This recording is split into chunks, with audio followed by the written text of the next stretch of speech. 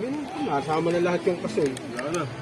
Nasalok na lahat yung kasoy. Ano ba yan? Isang kako eh. Kasama nga di kasoy. Sandok. Ano po? Ay, wala ko sila. 10 lang. Ano ba yan, Kuya Andy? Ha? Ano yan? Cheese na may kasoy. Kasoy? Oo. Tapos cheese? Oo. Ano nga? Ano ba? Kamusta ka na ba? Ayan, buhay pa.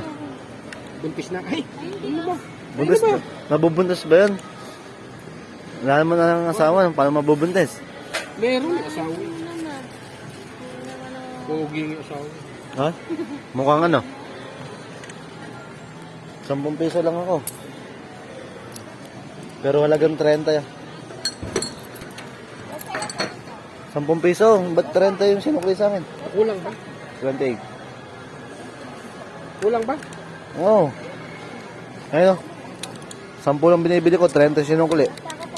Lakas yung tubo. 28 ka pa lang. Ayun o, bumili na ako 10 piso.